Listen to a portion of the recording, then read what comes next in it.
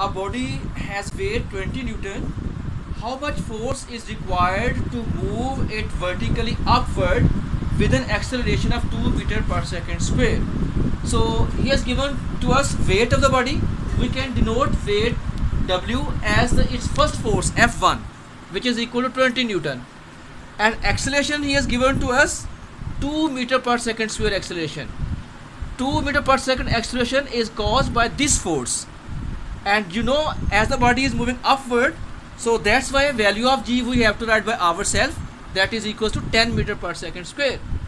So we have to find net force F. We have to find out that force which we can say as a net force we have to find out. So again, using the second law of motion, F is equal to ma. So here we know F is equal to again W, and W is equal to mg. So from here we can find the mass of the body.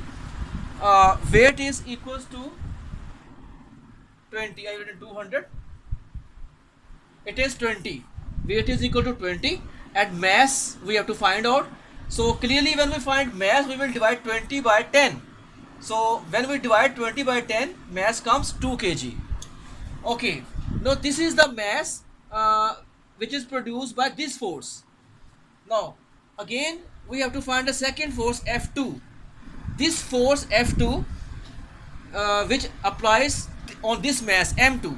So again the same formula, ma, mass is now 2, acceleration is given to us 2.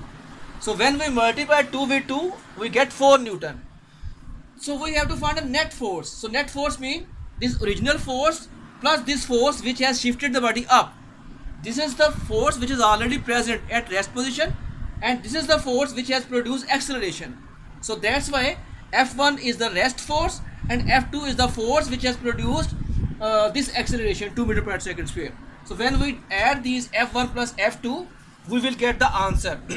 F1 is the rest force 20 Newton, F2 is the force which produces acceleration, that is 4. 20 plus 4 give us 24 Newton. So this is the answer. Net force F is equal to 24 Newton. So that's the answer.